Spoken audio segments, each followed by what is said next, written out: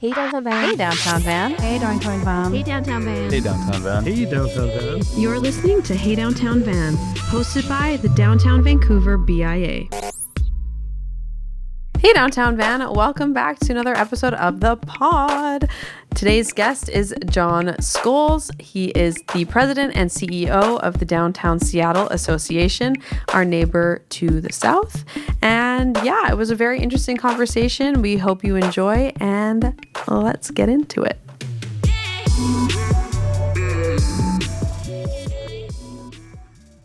Jon, thank you so much for joining us. Welcome to the podcast. Thank you for having me. My pleasure to be here. How was your trip down to, or up, I guess, to Vancouver? It was lovely on our good friends from Harbor Air. Beautiful sunny morning in Seattle, a little more cloudy here, but now the clouds have broken, and I love that flight. And I love that we have that Such a great way to connection get here. between our waterways. Yeah. I took a scooter, a Lime scooter from my place to Oh, wow. Kenmore Air's facility, which Harbor Air flies out of. Oh, cool. So it's like a planes, trains, and automobiles. Mhm. And then I walk up the hill, and I'm But here. no car. That's right. No automobile. Right. Which is wonderful. Which is sort of the point. Scooters and planes Right. and feet. I love that. Yeah. It's very downtown of you. Do you Yeah. live downtown? I do. Yeah, I've been in downtown Seattle for about 13 years. Wow. Yeah, and love it. Nice. Are you from Seattle? I grew up in Tacoma, in University Place to be specific, born in Buffalo, New York. I didn't know that. Yeah. Oh, Yeah. okay. So Talked about that? I don't know. You know, I'm But I didn't live partially there. from Ithaca, right? Yes. Yeah. See, yeah, we may have covered that Okay. ground. I didn't Yeah, live I there guess we too did. long. We moved when I was 6 or so, Mhm. but I went back a lot. So I had a lot of family and friends and connections to Buffalo and a lot of time there growing up. Cool. But been in I- Seattle since the late 90s. I think Wow. I remember that now. Yeah. Yeah. East Coasters over here. That's right. Yeah, it's coming back to you. Nice. So, Jon, you've been with the Downtown Seattle Association for a number of years now. What initially drew you to the role, and what has kept you passionate about leading the organization? I've always been interested in sort of what's happening in the community I live in and current events generally. I remember carrying the newspaper to school as a high school kid, the Tacoma News Tribune, and I'd bring to school every day and I'd pay attention to what was in the news and not so much what was going on in class, for better or worse. So I've always had an interest in like what's going on in my community, and then how do I play some part in influencing it? And there were a couple of events growing up in college that were influential to, I think, my career trajectory. I got involved on Bill Bradley's presidential campaign during the primaries as a kid at the University of Washington.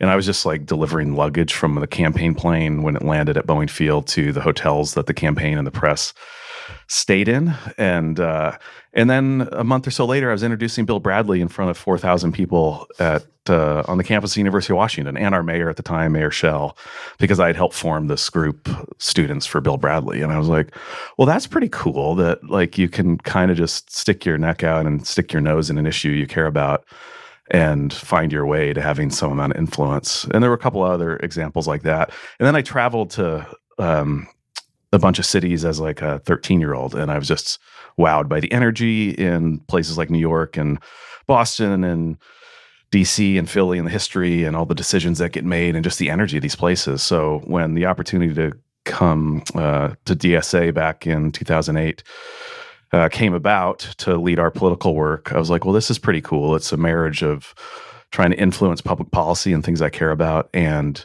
cities and these complicated places where all the issues and interests collide. And it's been a ton of fun ever since. And I've been in the role of CEO for 10 years or so. Wow. How long in total have you been working? 16-ish. Nice. Yeah. Very And cool. I can't think of a more fun thing to do It in, really is in just Seattle. a cool job to have. Yeah. We get it, right? Yeah. Yeah. Yeah. I don't think there's a better job in cities. And I said that the first state of downtown that we had 10 years ago, I said, I think I've the luckiest guy in Seattle to have this job. And I still feel that way today. Love that. Very cool. How's your city doing? Well, you were kind enough to come down to our state of downtown a week or so ago. And so I think the assessment that is a fair assessment, which we're, thrust in these positions of having to hold optimism in one hand and realism in the other. But the fair assessment, I think, is we've turned a corner and we're on a path to progress, which was the theme of our event. which is a different place than we were 3-4 years ago, Yeah, for with sure. a lot of chaos and disorder and uncertainty and political dysfunction. We still have a lot of work to do, but the things we want to see go up are going up. The things we want to see go down are going down. Violent crime and people suffering on the streets. Less of that. Record number of people living downtown. Visitor numbers are back to about where they were in 2019, particularly during the summer.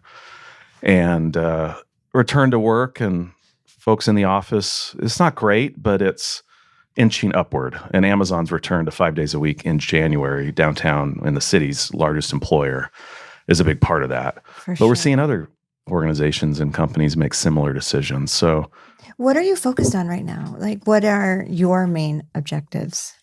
well, we have this incredible waterfront that we've been investing in over the last, 15 years. beautiful. This big park. It's call it a park, but it's much more than that, I think, in my mind. And it's where a double-decker highway stood for 60 or so years. And now it's going to be soon, when it's fully done this summer, this incredible urban public space. Yeah. Not too dissimilar from the incredible waterfront you all have been fortunate to have over many years. We're kind of catching up. And so we want to make sure that we leverage that opening and the ribbon cutting to use it as an invitation to invite locals back to downtown, either locals that haven't been back since the pandemic at all, or locals who have but aren't coming as frequently as they used to. And really thinking of this project as not just opening up a park, but opening up a whole new set of urban experiences where you can visit a lot of the same things that you could before the viaduct was taken down, the great Pike Place Market and the Olympic Sculpture Park and the beautiful historic neighborhood Pioneer Square. But the experience of going between all of those places is going to be much better. And then there's all these other businesses and attractions and programming and events that are now possible and are going to come because this It's so thing's great. done. My favorite thing to do, and I come down to your city a lot. You do. know You that. sneak Yeah. in I- at dead of night. I'm here. My favorite thing to do is to go to Honest Biscuits at Pike Place Market. And have you been there? I haven't been to that one. I thought you were Oh. going to say Biscuit Bitch, which is the other one. No, Oh, no, yeah, no. I've It's just been the there. line down the street. No, this Mhm. is Yeah. Honest Biscuit, and you can overlook all of the work that they were doing along Yeah. the waterfront. But now it's essentially complete. Yeah. So now I go, grab a biscuit, have some coffee, and then take the Great Walk all the The- way to Stunning. It's so Cross over nice. the overlook. Yeah, cross. This- And then go all the way down to Yeah. is it Pioneer Park? Pioneer Square. Pioneer Yeah. Square. The historic And- neighborhood. Yeah. I- With the beach down there. It's great. Yeah. You've done great It work. accentuates the great things about Seattle, which Vancouver shares, but there's few downtowns that have this sort of natural beauty on one side and these great urban amenities on the other. And the waterfront is sort of the marriage of the two. And there's not a lot of places, not a lot of urban places in the US in particular, I would have where you loved get to have that experience. would have loved to have been in that room for the very first conversation of like, why don't we take down these viaducts and make a park? Yeah, the earthquake in 2001 was what precipitated the discussion because it Oh, damaged right. the structure, which was built on fill. And it forced a conversation of, okay, what do we do with this thing? And there was a perspective, it should be rebuilt, which meant it was going to be a bigger structure under current federal Right, highway standards right. than what was there. Then there was the idea of, well, don't do anything and maybe just surface streets and some additional transit would get us through. The freight community wasn't too thrilled with that, and a good portion of downtown wasn't either. Yeah. And then the idea of burying the traffic and building a tunnel emerged. But it was many years of Mhm. disagreement and tussling between the city-state, other interests, labor, industry, business, environmental activists. But we came together around the idea of burying the traffic in a 58 diameter bored tunnel, which I think still today is the largest in the world. And that got done after the machine got stuck for 2 years underground Oh, because the driver ran it a Right. little too aggressively and burned out Right. the motor, I think is Oh. what the story was. And now and then there was a seawall that got replaced. And now the waterfront park and the surface improvements is kind of the capstone. well done. A lot of people involved. Mhm. And it highlights the importance of public-private partnerships, but also civic leaders. I mean, the civic and business leaders that were there at the beginning, many of them are still around today. maybe in different roles, but still invested in the city and the community and this project. And they've sort of helped carry it through, I think, 5 or 6 different mayors and many more city council members that have come and gone over that period. Love it. How long has the Ferris wheel been at the waterfront for? Oh, I want to say it's coming up on 8 or 9 years-ish. So you were around when that whole thing was getting It kind of implemented. quietly got permitted, and then all of a sudden there was this big Ferris wheel on a pier on the waterfront. I love it. It's great. It is. And it's the centerpiece of any like Sunday night or Monday night football coverage of Always. Seattle, because it's all lit up and it's a great attraction. Mm-hmm. I think you can still get dinner in the cars. That was a thing they did during COVID where you could go with somebody That's in your... really cute. Yeah, so it's a nice driver of foot traffic. Mhm. And Have you seen the children's book that they wrote about it? I don't think I have. I have a copy in my office. I can show it to you. Yeah, it's really cute. Oh, Yeah. Have you ever taken the ferry from Victoria or from Seattle to Victoria? I have. I've Me taken the too. Clipper. I've done the Black Ball. Oh, the Black I think Ball. I've gotten here every which way. That's crazy. Driven, of course. Where is the Black Ball from Victoria to From Seattle? Port Townsend. Oh, Port yeah. Townsend, Port Angeles. I always get it confused. Into Victoria. Okay, Yeah, cool. it's like an hour 15. It's so convenient. Yeah. Yeah, I love all the ways we can get to Connect. each other's cities Yeah. and surrounding areas. Mm-hmm. Me too. What are some of the biggest challenges facing downtown Seattle today? I know Vancouver and Seattle, we share a few, but what would you say are the biggest challenges right now?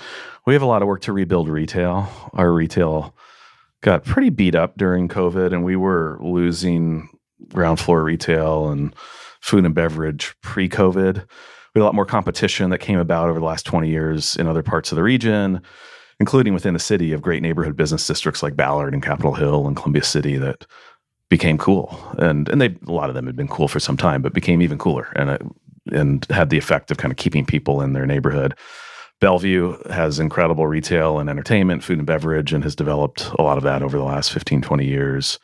And then a lifestyle center, University Village, up by the University of Washington. Oh, I love that. Yeah, has an incredible mix of just like everything you'd ever want. And so downtown Seattle has a lot more competition for people's time and money, Mm-hmm. both for retail and food and beverage and entertainment, than we did 20, 30 years ago.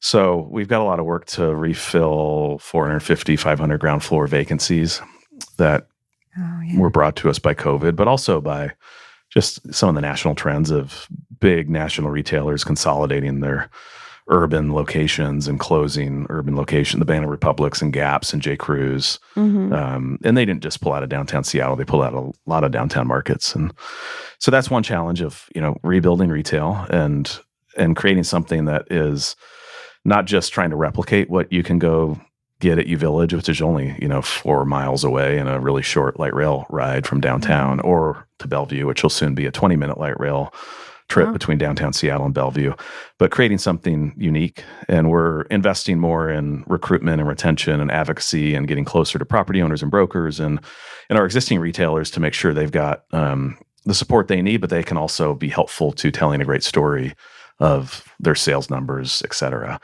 And then the other, one that many downtowns are struggling with or facing is just general street disorder, which Mm-hmm. I use that term instead of just public safety or security or homelessness or drug use, because it sort of encapsulates all of that, which we struggle with all of that. We made a lot of progress and things are better than they were. More people getting help they need, violent crime down, but it's not where it needs to be.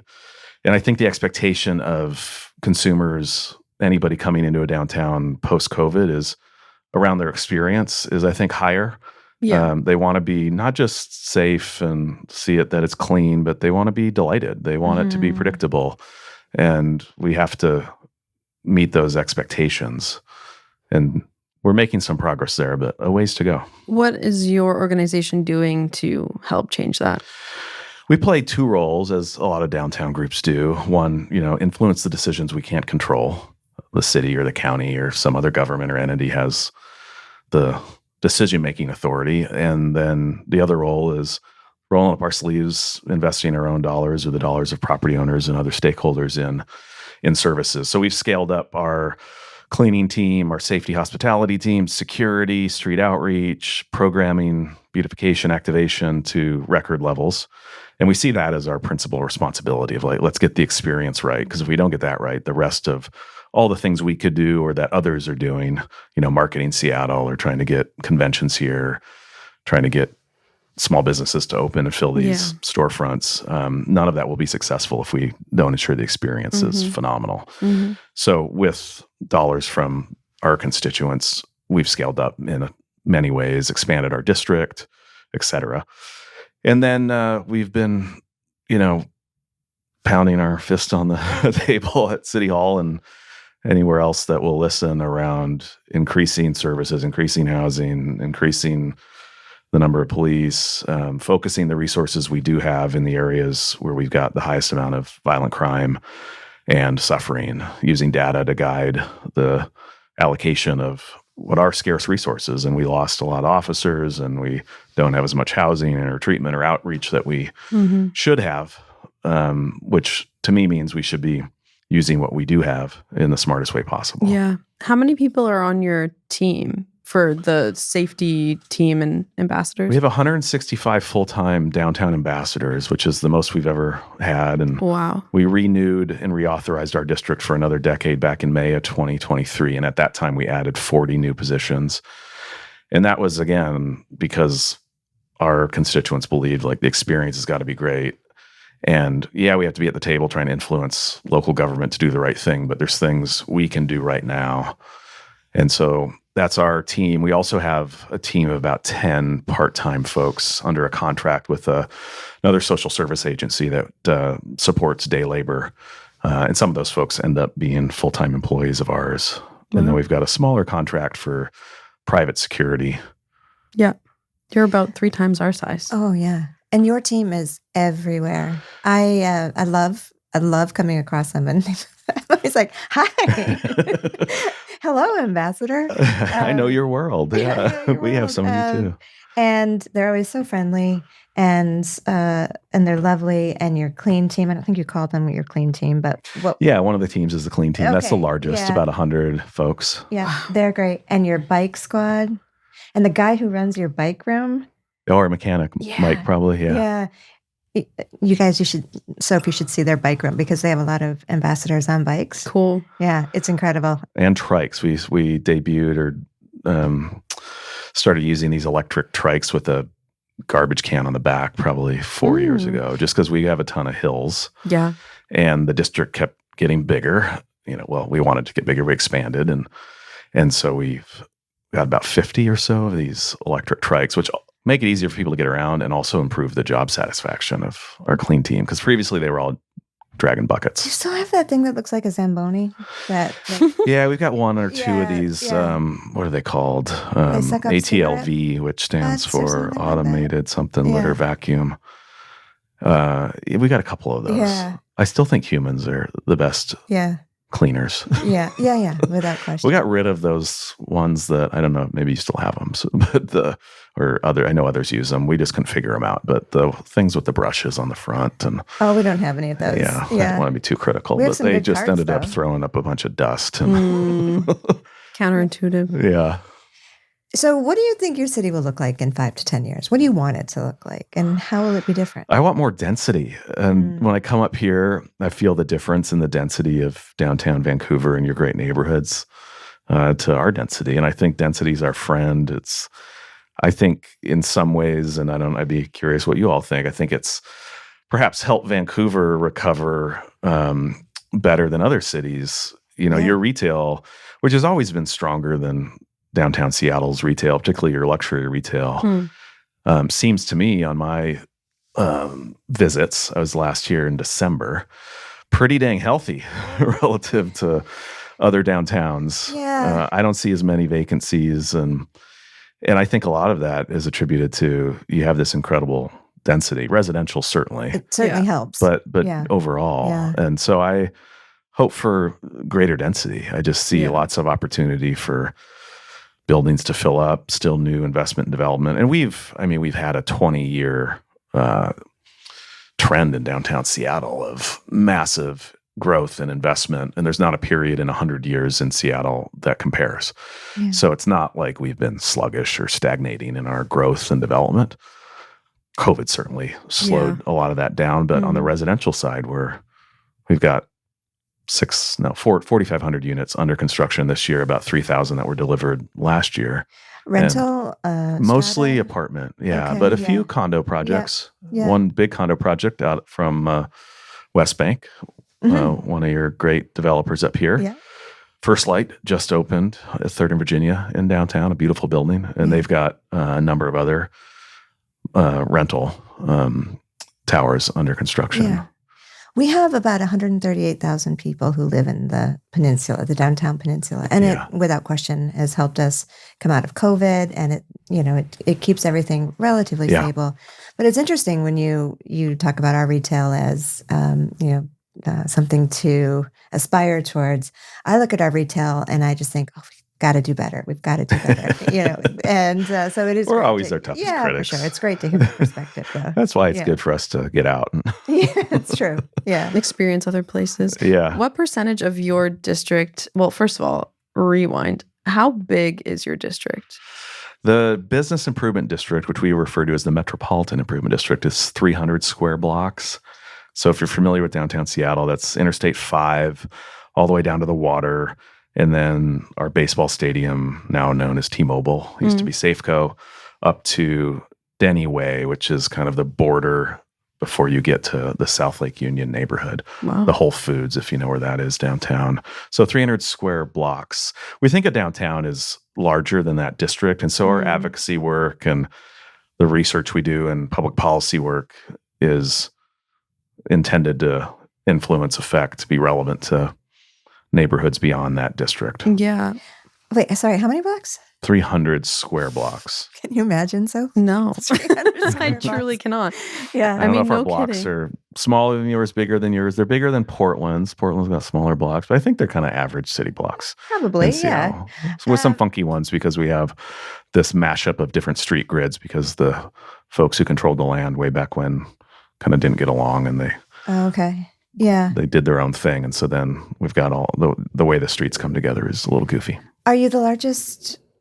You don't call yourself a BIA, do you? BIA is a term in Washington. Yeah. And within the city. And are you it's the kind of You've got to be interchangeable. one of the largest in the States.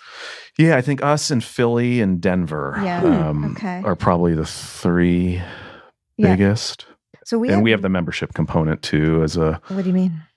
voluntary membership association. right, and that's how we started in 1958, first as a membership association. And then the bid did not come along until 1999.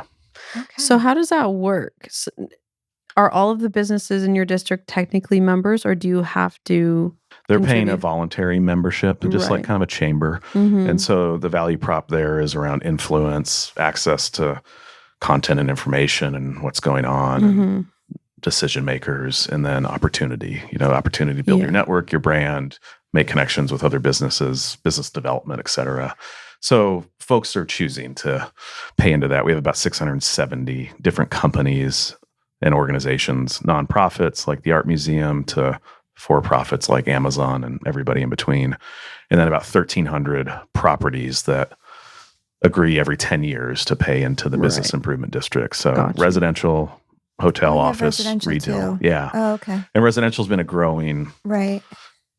stakeholder and constituency within the bid over What the about last decade. federal or state? Do they pay into your They don't. levy? Neither No. do locals. So any government building that's in public use doesn't. If it's in commercial use, it will. What percentage of your district is residential? Say about 30%. It's quite a lot. Yeah, of the assessment. Mm-hmm. And we collect about 20 million a year. It's about 30% of that or so is residential. How different are their needs from the business community? Well, I think there's a lot of alignment on Yeah. most of the issues. Whether you're working in an office building or you own it, or you're living in a residential building or you own it, you want to see an active ground floor and you want to see it safe and clean and healthy and delightful. Every now and then there's, the residential group or building that doesn't want another residential building or some other building built next to them, and that's probably being built by another one of our members and designed by another one of our members. So, you have those disputes and disagreements, but I think there's a lot more that unites us and that we align around than that divides us. Yeah. Mm-hmm. You talk about a downtown being delightful and people wanting to be delighted when they're in your downtown. In your opinion, what are the key factors that make a downtown area delightful? I think some of it's like it's this mix of the things you can count on, that the great traditions, the history, the things that you have always gone to or you always take your relatives to, and the big experiences that you can't get anywhere else. You can't get in your neighborhood. You can't get in some other part of the region. I mean, that's what downtowns, I think, have always been about, delivering those experiences you can't get anywhere else. So it's a mix of what you can count on, but it's also those things that you can just discover, and just by sort of the act of enjoying wandering around an urban place and finding and discovering things you didn't know anything about. And whether that be like a great little hole in the wall, a cool little late night bar, or a connection, a relationship, a social interaction. And that to me is the two roles that downtowns sort of uniquely play, because they're walkable, ideally. There's great proximity and options and density. And then there are those sort of big experiences, whether it's the arts and culture or sports or gathering to celebrate when your team wins whatever professional championship it is. Like we're doing that in our downtowns. Yeah. And that's Where do you guys unique. meet to celebrate? Say again? Where do you meet to celebrate? I'm trying to... Westlake Park is kind of our central first in Main kind of plaza. It's in need of reimagination and reinvestment, but it's sort of looked as it has since the early 1980s. The waterfront, I think, is maybe the new place to come celebrate. 4th Avenue, which runs next to Westlake, has been kind of where the parades will happen when somebody wins something. Nice. We haven't won a ton, but we win every now and then. and that's where too. The Sonics in the late 70s and the Seahawks parade in the, 2015, 14.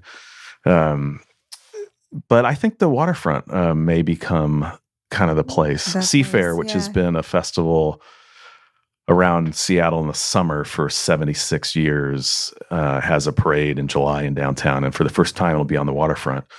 And they're kicking off summer in downtown with this big block party that'll be on Pier 62, which is this new great pier that's part of the waterfront project. So I think more and more the waterfront will be maybe the place we all come together. That makes sense. Going back to retail for just a sec.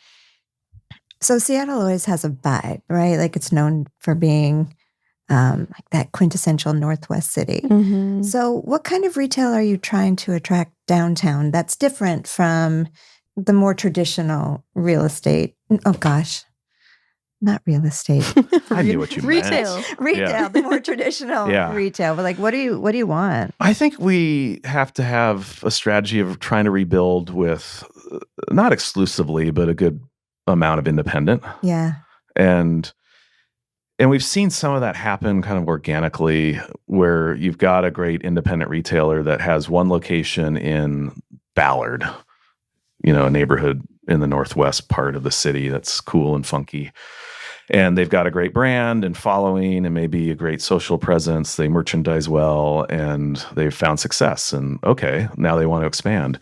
We want them to think of downtown. And some of them have done that. And we'd like to get those numbers up. There's been a couple of examples, some more in the kind of food and beverage space, but like really great, unique food and beverage of like morning coffee, lunch, evening cocktails and wine. So they're rocking and rolling all day. Yeah. There's an example of Mr. West in downtown is one example where it was a husband and wife who had a wine bar in a neighborhood outside of downtown. And then they opened this cafe. And now that cafe that one in downtown has done exceptional.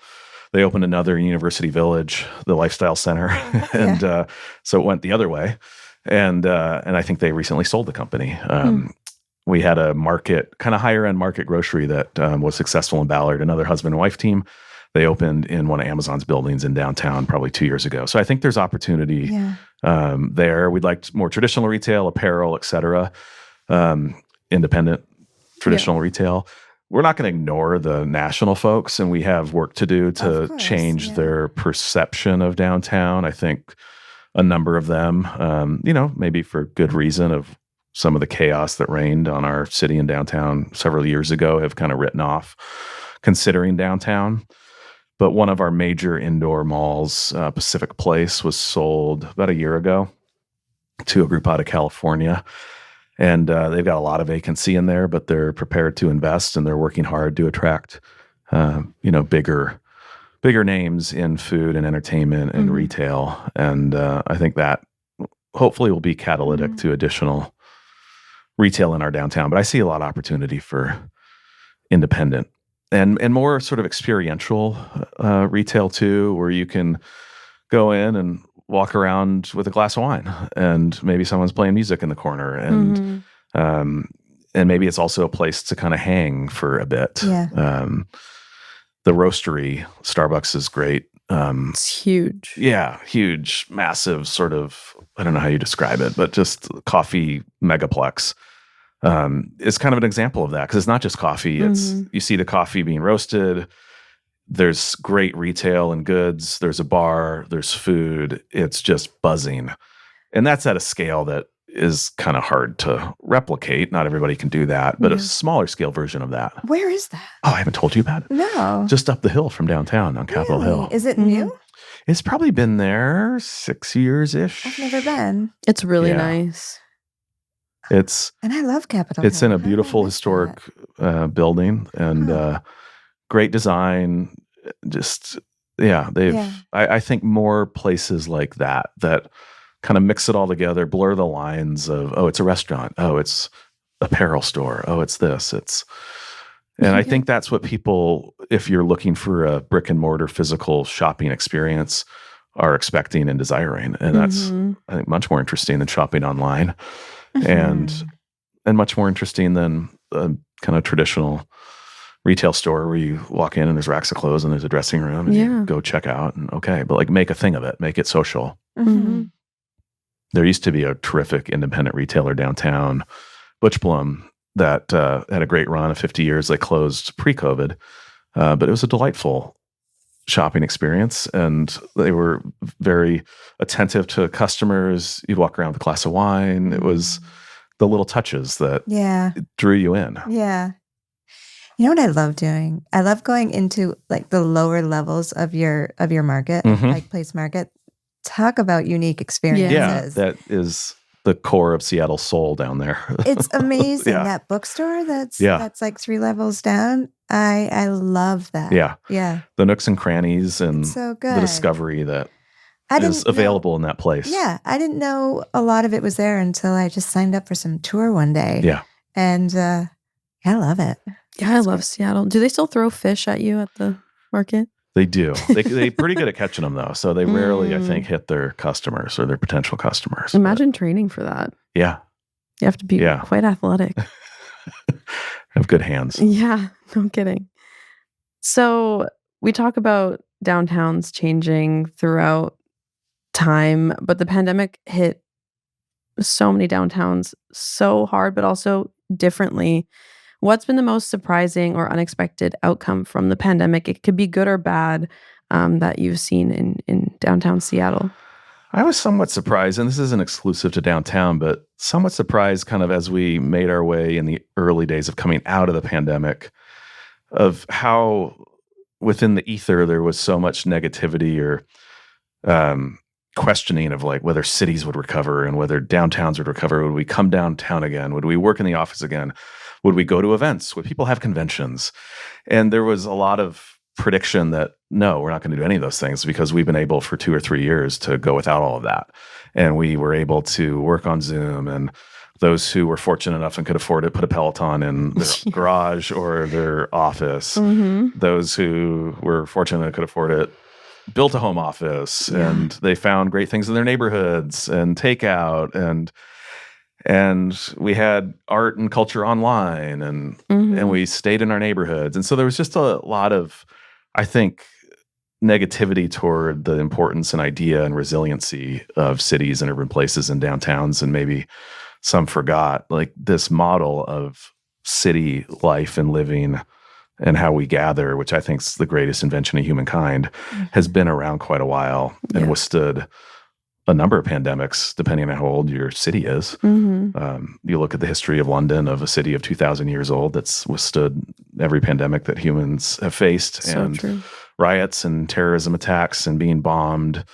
And that city is thriving and rocking and rolling today. So it was kind of surprising of this sort of somewhat short-sightedness of our predictions and sense of what would happen again in our downtowns or not happen, right? And, they didn't have the same technology 50 years ago or even 15 years ago or certainly 100 years ago in these places that allowed us to spread ourselves out and kind of continue in some form or fashion. So maybe that was some aspect of that fueled these predictions. But technology doesn't substitute for real human connection and physical experience, and I don't think it ever will. And so I'm grateful that the resiliency of our downtowns has proven itself once again. Yeah, for sure. Well, I teach spin classes on the side. And we saw a huge hit during the pandemic because everyone was buying Pelotons and working out from home. Yeah, it was like the last place you'd want to be, in a sweaty, crowded spinning studio, right? It was like one of the first things during the pandemic to just get cut was spin classes specifically. But yeah, everyone's coming back, thankfully. I think people are ditching their Pelotons, so it's nice that it seems the Pelotons are a little easier to get than they were 3 years ago. Probably. How is your community responding to return to office? Generally headed toward the office. Some certainly reluctantly. The workers. I think Amazon is one of the biggest employers in the world and is the biggest employer downtown. And so when they make a move, there's a lot of attention and coverage of it. And so the coverage of, some of their employees who aren't so thrilled about coming back has been part of the storyline. But the other side of it is other employees that want to be back there that are kind of reconnecting with their habits and experiences and reasons for why they were attracted to working downtown in the first place. And then certainly all the folks who benefit, the small businesses, cafes, bars and restaurants, the folks who work in those places. And you walk around their sort of campus in the downtown, which is not a campus as we would traditionally think of an office campus, very urban and connected to the fabric of the city. It is kind of like it was in 2019. It's rocking and it feels great. And it's one of the most lively parts of downtown. We've tried not to, lecture companies or tell them what to do or how to run their business. I haven't seen that as our job, but we have seen it as our job to say, well, here's what the stakes are for the downtown. And more broadly, I think kind of our civic fabric and the connections that people make professionally that have been so important to Seattle's growth and evolution over the years to, getting things like the waterfront done, or before that, the Space Needle of some private sector folks drawn on a napkin. Hey, what about this idea? Like, I think that's the tale of work from home is like you erode that civic connection and those relationships and that civic capital that is built by people being in the same place on a regular basis. Not just in the office, but the lunch meeting, the thing after work, the event at the art museum, bumping into each other on the street. And we take that for granted, I think, and what it has meant in our downtowns and cities. And it is not fueled, in my opinion, in any way by working from home.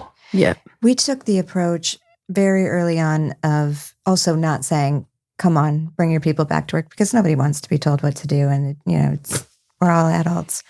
But we recognize, of course, the importance of it. So our approach very early on was to provide reasons for people to come into the district. Exactly. Right? Whether it was to go to work or to go out to a great new restaurant or to one of our, outdoor movie nights, or just bring people in and give them a great experience and then change the narrative around coming into downtown and create a new energy and a new set of patterns.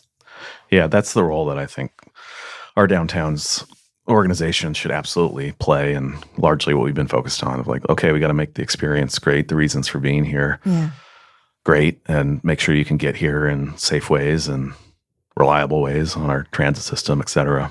Is your transit system 24 hours a day? The light rail is not. There's some bus service that is, but frequency drops off pretty significantly. Light rail, I want to say, shuts down about midnight. Oh, okay. On the weekends, maybe a little sooner during the week, but I'd have to double check. But we're adding service and have added a lot of service since the beginning of, as we've come out of COVID. A lot more trains, a lot more buses. We'll have a light rail connection between downtown Seattle and downtown Bellevue here at the end of the year. 20-minute ride between the two downtowns. So there's the service that people are coming back to is much different, more plentiful than what they left. It's very smooth. Your system, your light rail system.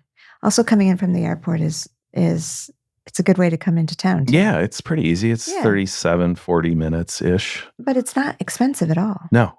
Yeah. Yeah. And we're going to have another tunnel and 6 more stations downtown and more intercity transit. So you can get to Ballard on the train, and get to West Seattle on the train from downtown over the next decade plus-ish. As you expand, are you finding communities popping up along the new stations? Yeah.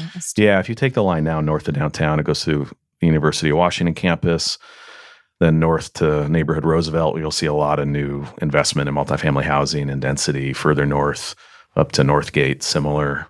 Yeah. What was a former indoor mall, one of the first malls in North America, is now home to a ton of apartments, more to come. Our hockey team's practice facility and community ice plex.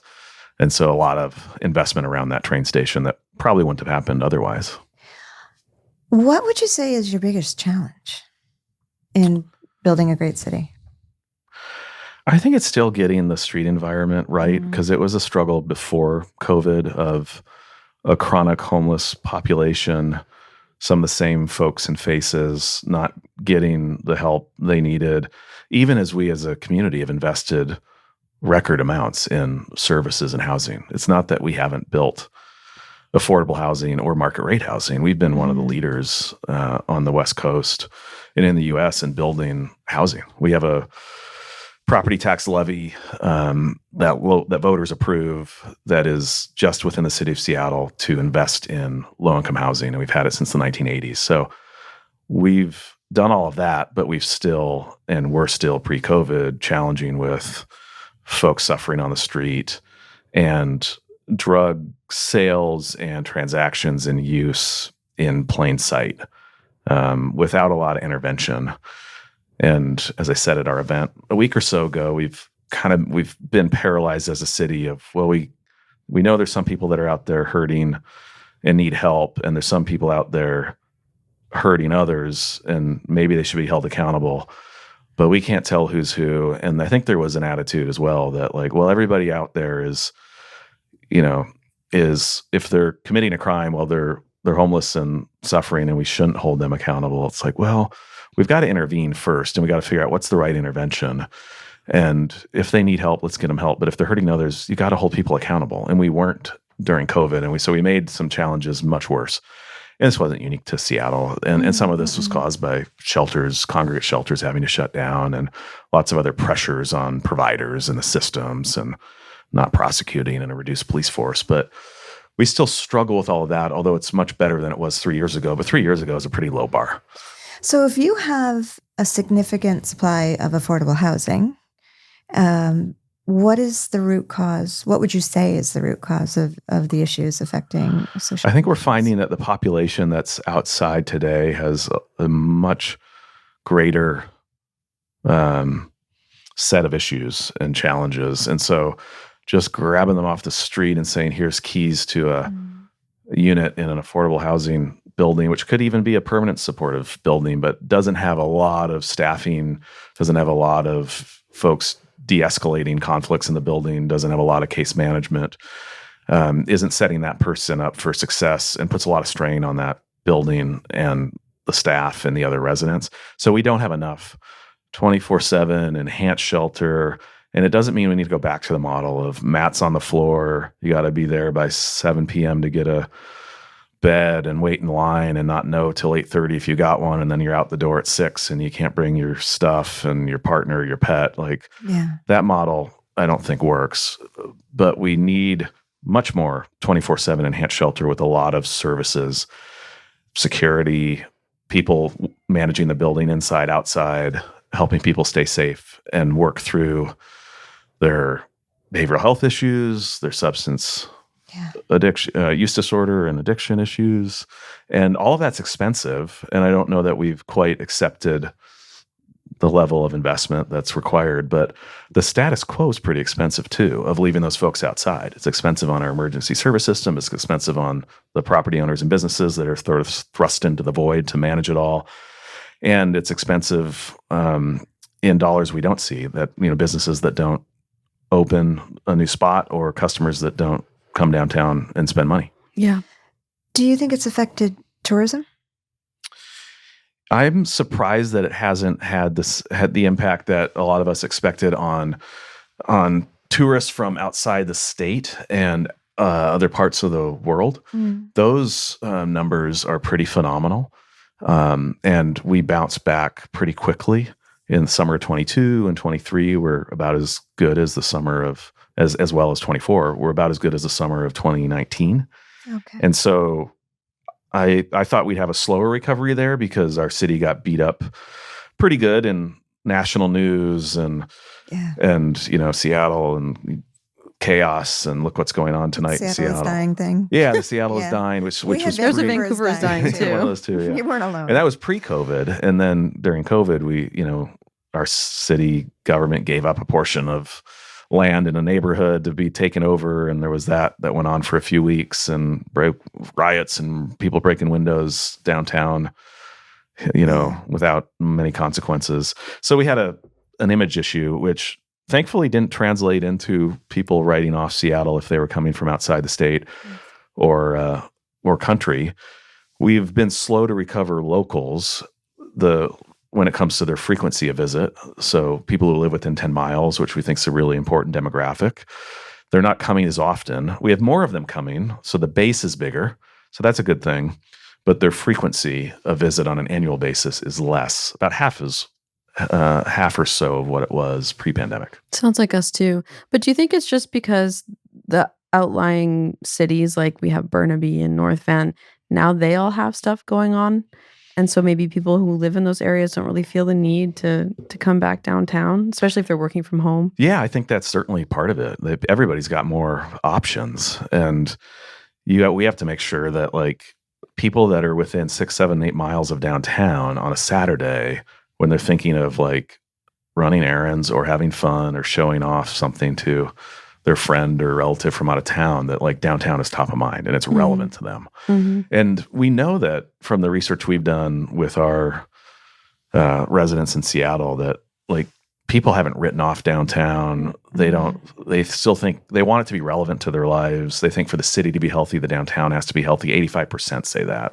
So they get the connection. They want to be part of the urban core. Mm-hmm. They just want more to do and more to take part in. And they want to see more storefronts full. So that's the good news. If we give them new things or things that they've known that are now reopened and maybe repositioned and rocking and rolling, they come check it out. The waterfront elements that have already opened, the piece Jane mentioned, the Overlook Walk, when that opened last October, huge spike in locals coming downtown. We had a new aquarium open just underneath this Overlook Walk in August. They had a record attendance last year, and a lot of that driven by locals. So those are positive signs that the new things are inviting folks down and they're responding to the invitation. Mm-hmm. I think also for my generation, we're not seeking the club as much anymore, or even people younger than me too are not really drinking as much. And I think people see downtowns too as kind of that area where you go and you party with your friends, and maybe people are just choosing not to do that anymore. Yeah, and that was a big part of who we were, Belltown and the nightlife scene and Pioneer Square as well. Mm-hmm. And I think is that still a big of a draw to that demographic, or are you looking for a broader set of experiences? And I mean, I think the waterfront will be successful, or we'll sort of be able to judge it in my mind of like, do we see a ton of young people down there? Like even like teenagers, like, do they just want to go down there because it's this cool, like urban place and I'm going to run into other teenagers and I can just hang out. I'm not with my parents. I don't have to spend a lot of money to be there, but it's that place I'm just going to go kind of kick it. And that to me will be a success if we see young people that, weren't drugged to Seattle from Iowa with their family on the family vacation that just had to go down there because that's what we're doing today, kids, but are down there by themselves, even better with their friends. They're not just congregating in the malls like we used to do and there's nothing else to do. But you're in the city and you get to be in this like cool urban space and like, let's meet downtown. We had this really cool remake of a 1980s ground floor of an office building that was all indoor facing retail in the center of downtown. And a developer remade it over the last year. It's close to the light rail stop, which is only like 8 minutes to the University of Washington. So that place now, which is kind of this like coffee shop, hub, great open co-working type kind of space, is now like this place kids from University of Washington come in and study on the weekends because they like it better than the library. I love that. And it just sort of happened by social media and people sort of talking about it, and it's become this kind of regular hangout. So places like that in the downtown for young folks are important. Yeah. So you are also the host of the Seattle City Makers podcast. Can you share with our listeners the inspiration behind you starting your podcast and just give us the deets, the story? Yeah, part of the inspiration was just sort of selfish and personal of like, well, this is a cool way to get to know people and learn a lot and absorb. And I'm naturally curious and I'm a better leader of the organization. I think just better human by learning as much as I can from cool people doing cool things. So that was part of it. And we wanted to bring that to our members, and it's not exclusive to our members. Anybody can listen. So that was another part of it. And then also the idea of reconnecting people coming out of COVID and the importance of connection and community. And I think a lot of what we do as downtown organizations is create community for the broader public to come to this place, but also for our members and stakeholders, drawing them in and making connections that otherwise and relationships that otherwise wouldn't happen and take place and exist. And that's a pretty powerful currency we can create. And so that was part of it too, through this podcast of helping people get to know the people in our downtown, in our city that are doing great things, who they may have known already or had some knowledge of, but to get them behind the headlines, to make it a little more personal, to help them understand how do they make these decisions? Where did that start? What's the origin story? So that was a big part of the motivation. And we're on season 4 almost. Wow. I think we've done 80 episodes. And it's been a ton of fun. And we've been able to build off of it with the knowledge that we gain and the relationships that we make, add value to the rest of our work. Absolutely. That's something that I really love about this podcast, is that I've got to meet so many people that I never thought I'd be able to meet and like really sit down and talk to them. So and at the end of every season, we do a dinner. I don't know if you're doing a dinner. That's what, we have not yet, but I've been told that we should think about it. It makes for a great dinner party. We just had our season 3 dinner a couple weeks ago. And so it ends up being like 20 or so folks. There's always a few that can't make it, right? But I'm always so nervous about doing these because I think no one's going to come. It's like we're going to have 5 people and oh God, it's going to be weird. I could see. I'm so hesitant to do it. But we've done 3 and everyone has been better than the last. Wow. And it always surprises me that I think like, well, these people are already going to know each other because they're all cool people doing great things in Seattle. But it's amazing that a majority of the people don't know each other. Yeah. And they're folks from very different industries and they make connections and they're exchanging business cards. And that's just fun to see and help create. And so you got to do a dinner. We got to do a dinner. Let's do a dinner. Why the heck not? Will you come to our season 2 dinner? I guess I'm a guest, right? Yeah. Yeah, I will. Amazing. Absolutely. Is it I'll be too here. late? It's not too late to do a season 1 dinner. We just wrapped. No, right? not at all. Let's do it. Okay. Yeah. We have to do it before March 31st, though, before the end of the fiscal. Okay. I'll set it up. Let's do it. What's the most memorable episode or guest that you have had on the It's like podcast? picking a favorite child. You I know this as a know. host. You can't do that. Mm-hmm. I don't know if there's one, but what comes through is like these incredible people who've done incredible things.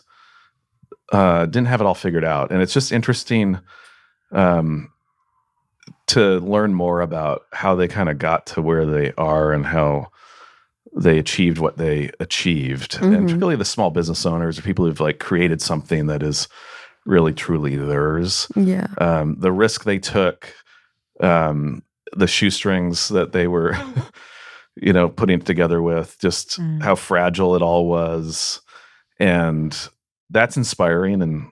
And so I've enjoyed, and it's a through thread to Yeah. I think just about everybody I've talked to that has been a maker, a curator, a creator of something. Mm-hmm. Mm-hmm. So I'd have to think more of like, was there like a favorite? I've enjoyed them. I've been hesitant to have elected officials on because I'm like, oh, we're just gonna get kind of political speak. But those have been enjoyable conversations. Yeah, us too. We've done a few. We haven't done a lot, but those have been great. Mm-hmm. And I think it's great that this format and this long form way of communicating, people get comfortable fairly quickly in sharing things they might not share in another kind of medium. And so I've enjoyed that. Yeah, it just makes it digestible for people consuming it and listening to it. I think we started something called People of Downtown, which was just a written interview series that I was doing when I first started. And yeah, the podcast was just like a better way to interview these people, and it made it more personal, and we could talk for as long as we wanted. So yeah, it's pretty cool. It's pretty cool. What's next for your podcast, do you think? We definitely want to get to 100, which we will this year. That'll feel like a big milestone. And I think we'll keep going. We look for different ways to promote it. We look for different ways to kind of cut up. We don't do the whole thing recorded, but we record and share out bits and pieces. So even if you don't listen to the whole thing, do you get like a little nugget on Instagram of what somebody cool in Seattle's doing that you had some idea of but weren't super familiar with. So yeah, I think we'll plan to continue and hopefully continue to grow the audience. We've grown the audience every month since it's been out there every year. Wow. And so that's rewarding too. We have a great team that I should mention too that helps put it together and get it out there. Do they do all of like the advertising for the podcast and everything? Yeah. The production, which isn't a ton because we try to keep it simple. It's really the conversation with the intro and close that I record, but then have gotten really creative in how we promote it on social and to make it engaging. So yeah, that's the key. They do a great job. So can I squeeze in a final question? Yes, you can. Right. The political issues that are happening in the States and the Canadian response to some of the rhetoric that we're hearing, the 51st state thing, means that not as many Canadians are traveling to the States. Is there anything that you would like to say to our listeners about coming down to Seattle, or maybe like what they should do when they're there to have a really great Seattle experience? Yeah, don't let them divide us. We're in this together. We want you to visit. We'll keep coming up here if you'll have us. Yeah. And but I know that's a thing. I was on a call last week with some of our IDA colleagues and some from Canada, and I know that there'll be fewer Canadian downtown leaders in Washington, D.C. for our annual conference this September. So yeah, I don't begrudge y'all. And I'm glad I was allowed in the country today and on the podcast after last night's state of whatever that was. Is there if you come down, you must do this, or you must go to this place? In Seattle? Yeah. Oh, wow. That's like picking a favorite kid again. That's so hard. Well, I think you got to fly down if you can on Harbor Air. Oh, yeah. That's just... So like we live in civilized. such a spectacular part of the world, and to have this incredible rich urban amenities and this natural beauty. Yeah. Sometimes when we're so close in it, maybe we take it for granted, but when you get like 1,000 feet up, So beautiful. it's a good reminder.